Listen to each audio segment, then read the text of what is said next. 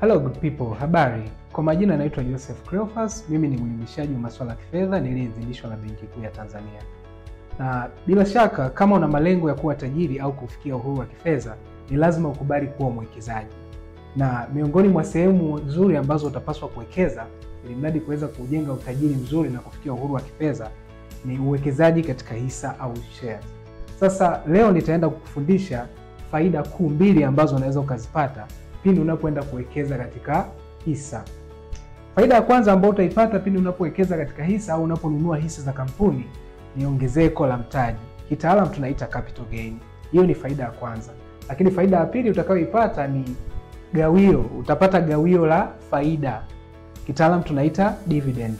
Ili gawio la faida ambayo utalipata, kawaida kila kampuni mwishoni mwa mwaka huwa inafunga hesabu za mapato na kuona ni kiasi gani kama faida ambacho kampuni imeweza kutengeneza.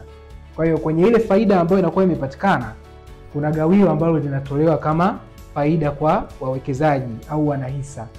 Sasa twende tukaangalie kwa haraka kwenye kila faida moja unawezaje kupata faida. Sasa nitaenda kuchukulia mfano halisi kupitia hisa za kampuni ya CRDB.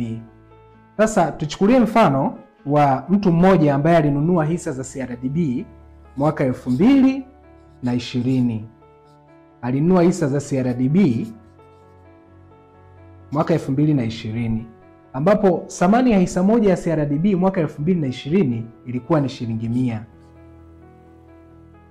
Ilikuwa ni shilingi 100. Hivi sasa hivi tunapozungumza thamani ya hisa moja ya CRDB ni shilingi 1160. Hisa moja ya CRDB ina thamani ya shilingi 1160. Kwa hiyo na huu ni mwaka 2025. Leo ni tarehe 20 Oktoba mwaka 2025. Thamani moja ya CRDB, ya hisa ya CRDB ni shilingi 1160. Kwa unaweza ukaangalia kutoka mwaka 2020 mpaka mwaka 2025 thamani ya hisa imeongezeka kutoka shilingi 100 mpaka 1160 ndani ya miaka mitano tu.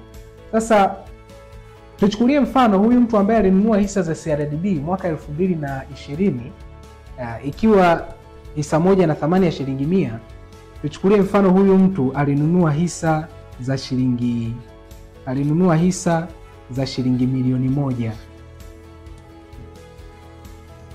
Alinunua hisa za shilingi milioni 1, ambazo hisa za shilingi milioni 1 kwa thamani ya hisa ya shilingi 100, tafsiri yake huyu mtu alipata hisa 10,000. Hii ni idadi ya hisa ambazo alipata. Hichi ni kiwango cha fedha ambacho alitumia kununulia hisa. Ni kama principal amount katika uwekezaji. Kwa hiyo kama huyu mtu alipata hisa 10,000 ambazo alipata hisa 10,000 ambazo alinunua kwa shilingi milioni 1, tafsiri yake tukiangalia hizi hisa 10,000 ambazo anazimiliki leo hii, tukisema tuziuze, tukichukua hisa 10,000 tukizidisha kwa mara 1160 ili tuweze kuuza hisa zote, tutakuja kugundua huyu mtu jumla tukizidisha hizi, tukichukua hizi hisa 10,000, tukizidisha mara thamani ya hisa moja kwa sasa hivi ambayo ni 1160, hela ambayo tutakwenda kupata hapa itakuwa ni milioni 11,600,000. Kwa hiyo mwaka 2020 huyu mtu alitoa shilingi milioni 1 tu kuweza kununua hisa za CRDB ikiwa hisa moja na thamani ya shilingi 100. Lakini leo hii hisa moja imepanda thamani ndani ya miaka mitano. Hisa moja imefikia shilingi 1160. Akiuza hisa zake anaenda jumla kupata shilingi milioni 11,600,000. Sasa hapa ndipo pale tunaposema kuna ongezeko la mtaji. Ongezeko la mtaji limetokea vipi? Ni kwamba ili tuweze kujua ni ongezeko la mtaji lililoongezeka au capital gain, tutachukua hichi kiwango cha milioni 11,600,000 tutatoa kwa mtaji wake au principal amount ambayo alinunulia hisa mwaka 2020. Kwa tukichukua milioni 11, sasa ili mradi tuweze calculate capital gain, tutachukua hii milioni 11,600,000 tutatoa kwa shilingi milioni 1. ambayo yeye aliitumia kuweza kununulia hizo hisa. Jibu ambalo tutalipata hapa kama capital gain ambayo ameweza kuipata yeye itakuwa ni milioni 10,600,000.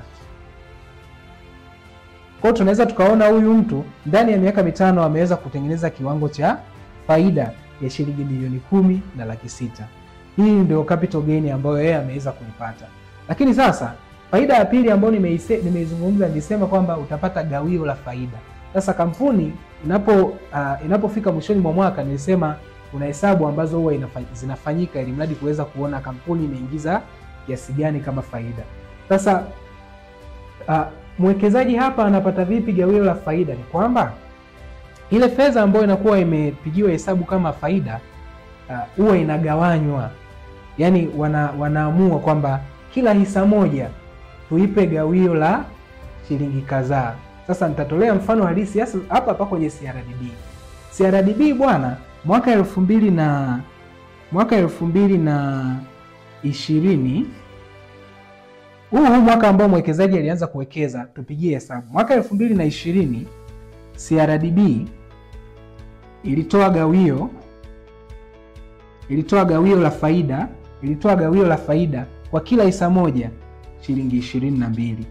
Mwaka 2021 ilitoa shilingi 36.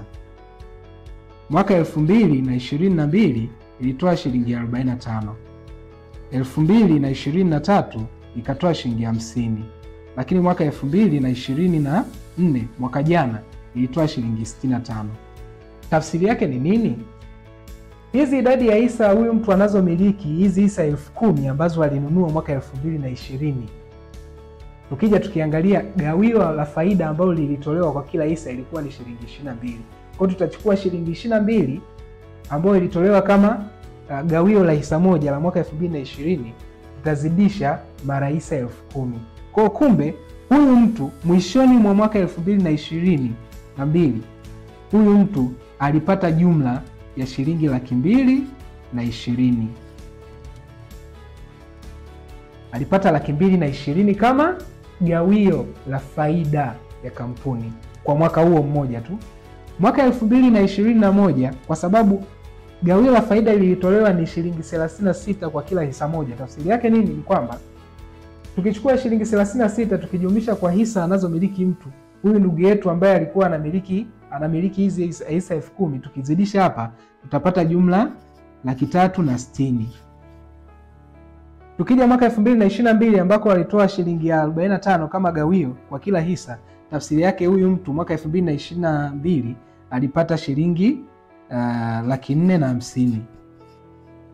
Tukienda mwaka 2023 ambako lilitolewa gawio la shilingi 50, tafsiri yake kwa kila hisa jumla huyu mtu alipata shilingi 500,000.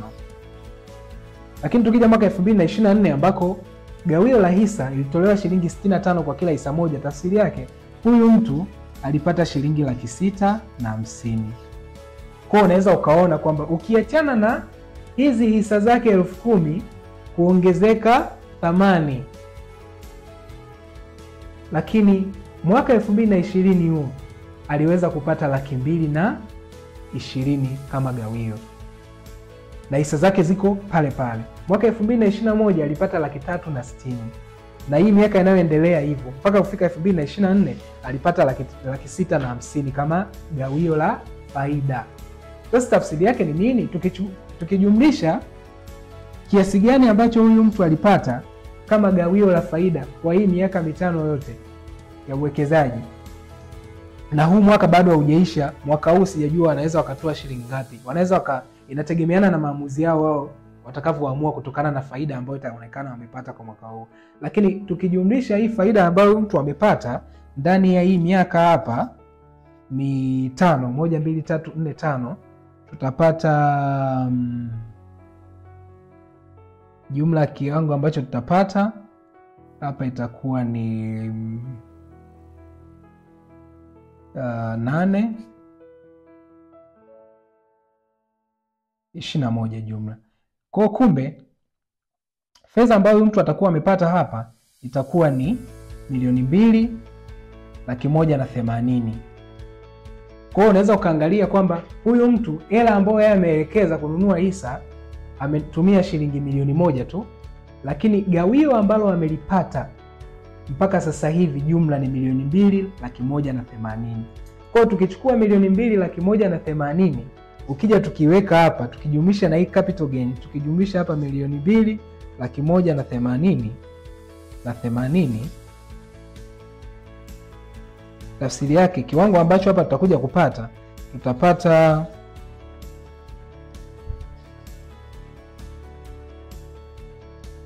tutapata milioni 12,780,000.